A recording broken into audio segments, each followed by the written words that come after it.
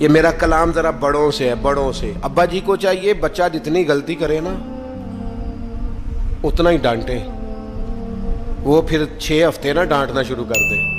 استاد صاحب کو چاہیے کہ جتنی بچے کی کمزوری ہے نا، مجھے پتہ ہے سب سے زیادہ کس بات سے تکلیف ہوتی ہے۔ آپ کے بچے نے غلطی کی ہے، آپ اپنے بچے کو ڈانٹ لیں، سمجھا لیں، آپ کسی اور کے سامنے اس کی تذلیل کبھی نہ کریں، یہ زیادتی والی بات ہے۔ آپ اسے رسوا نہ کریں، بتائیں کسی ایسے شخص کو جس سے آپ کو امید ہے کہ آپ کو مشورہ دے گا یا اسے سمجھائے گا، لیکن گلی گلی کھڑے ہو کے اپنے آپ کو مظلوم ثابت کرنے کے لیے اس کی توہین نہ کریں، یہ انداز درست نہیں ہے۔ اس سے بچوں کی انسلٹ ہوتی ہے، وہ کمزور پڑ جاتے ہیں۔ ہر جگہ رونا رونا میرے بچے اچھے نہیں، میں بڑا پریشان، کیا بات کر رہے ہیں آپ؟ یہ بچہ تو آپ کی کمائی ہے، اساس ہے، حسن ہے، نسل ہے، اصل ہے، اور اس قدر زیادہ تکلیف دینا، جگہ جگہ شکایتیں، جگہ جگہ باتیں۔ ہمارے بچے ہمارے ہیں نا، تو ان کی عزت کس کی ہے؟ کیوں ہم گلی گلی اپنے بچوں کی رسوائی کرتے ہیں؟ کیوں کمزوریاں؟ اور جن کو ہم خیر خواہ سمجھ کے بتا رہے ہوتے ہیں نا، وہ آگے جا کے مزے لے لے کے بتاتے ہیں، تو نقصان کس کا ہوا؟ ہمارا، ہمارے قبیلے کا، ہمارے گھر کا۔ یہ دیکھیے ذرا، حضرت عمر رضی اللہ تعالیٰ عنہ مزاج کے لحاظ سے سخت ہیں۔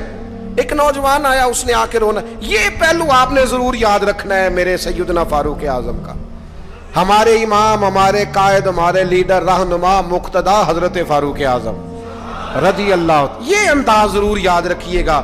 حضرت عمر فاروق کا یہ طبقات ابن سعد میں موجود ہے۔ نوجوان آیا اور آ کے رو ہی پڑا۔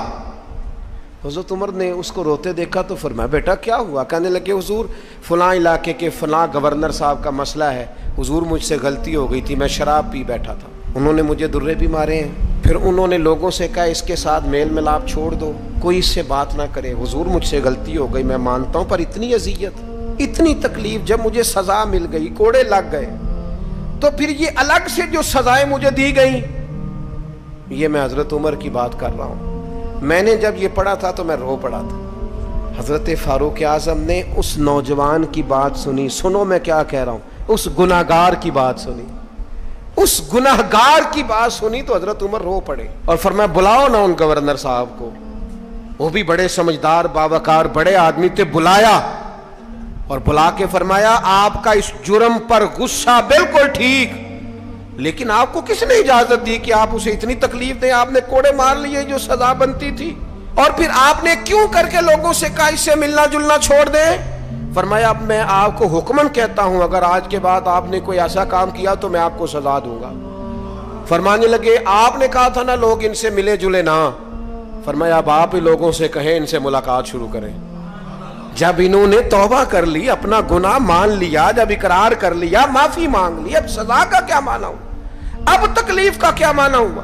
سیدنا فاروق اعظم رضی اللہ تعالیٰ عنہ فرمانے لگے اگر یہ سچی توبہ کر لے تو پھر تو ان کی گواہی بھی قبول کی جائے گی، ان کی گواہی تک ہم قبول کریں گے۔